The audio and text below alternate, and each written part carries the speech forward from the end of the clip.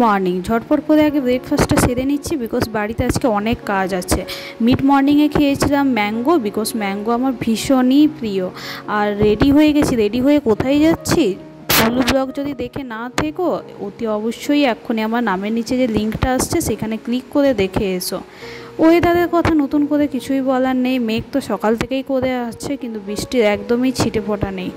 এরকম করলে হয় বলো? হয় বৃষ্টি হোক, না হলে রোদেই দিক, তাও আমরা কষ্ট সহ্য করে নেব। কিন্তু এরকম থাকলে তো আরও বেশিই গরম। জঙ্গলের যে মাঝখান দিয়ে যাচ্ছি, দৃশ্যটা যত সুন্দর লাগছে, রাতটা কিন্তু ততটাই ভয়ঙ্কর ছিল। সেইটা কিন্তু দেখতে গেলে ফুল ব্লগ দেখতে অতি অবশ্যই হবে।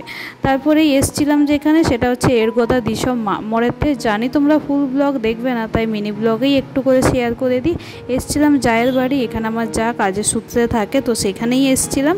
আর দেখেছো বেশ কিন্তু লোকজন হয়েছিল। So bye and thanks for watching.